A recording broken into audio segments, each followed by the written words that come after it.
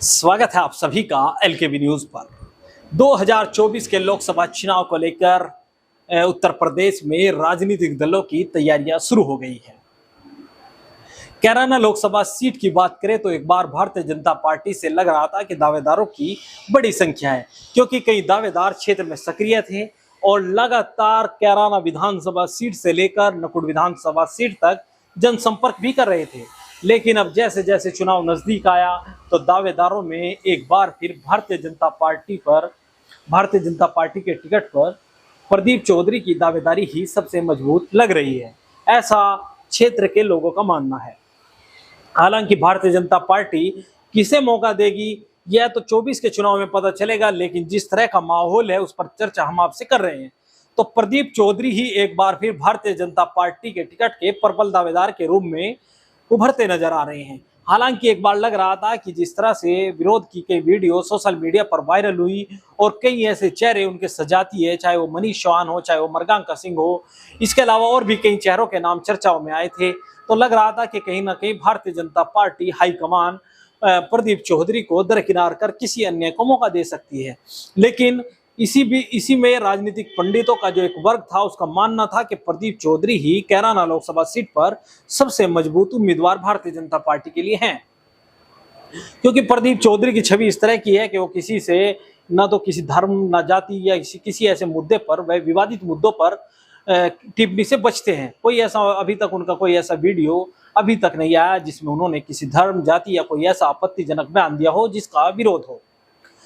तो कैराना लोकसभा सीट पर वर्तमान समय में ऐसा ही माना जा रहा है कि प्रदीप चौधरी ही भारतीय जनता पार्टी के टिकट पर चुनाव लड़ेंगे। हालांकि उनके विकास कार्यों को लेकर सवाल खड़े कर रहे हैं, लेकिन प्रदीप चौधरी जी द्वारा सोशल मीडिया पर लगातार ऐसी पोस्टर जारी किए जाते हैं जो उन्होंने अपने क्षेत्रों में काम किया, जो कैराना विधानसभा पर काम किया, जो शामली विधानसभा पर काम किया, जो थाना भवन विधानसभा पर काम किया, और उनकी जो घर की सीट है गंगो विधानसभा उस पर जो काम किया, नकुड़ विधानसभा, तमाम विधानसभा सीटों का वह आंकड़े लगातार अपने सोशल मीडिया अकाउंट से लोगों के बीच पेश करते रहते हैं। हालांकि प्रदीप चौधरी को कमजोर नहीं आंका जा सकता, क्योंकि 2018 के उपचुनाव में जिस क्षेत्र से मृगांका सिंह लगभग 60,000 वोटों से हारी थी, उसके लगभग एक साल बाद प्रदीप चौधरी ने उसी उम्मीदवार को लगभग 1 लाख वोटों से मात दी।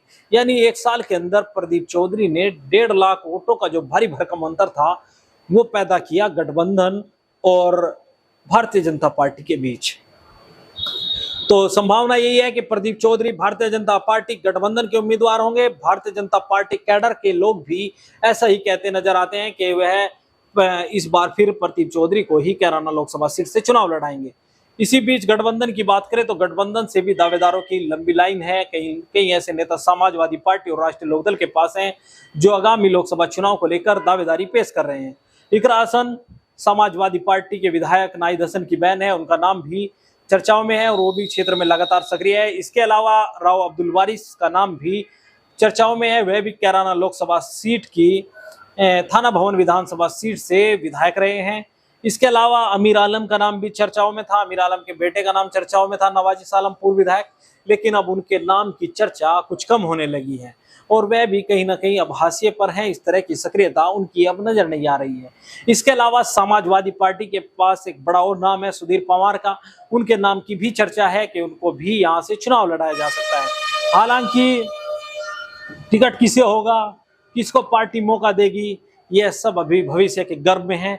लेकिन कैराना लोकसभा सीट पर प्रदीप चौधरी को टक्कर देने के लिए गठबंधन को एक मजबूत उम्मीदवार की जरूरत पड़ेगी, क्योंकि प्रदीप चौधरी लगभग 1 लाख वोट से 2019 में उस वक्त जीते थे जब समाजवादी पार्टी, राष्ट्रीय लोकदल और बहुजन समाज पार्टी का गठबंधन था।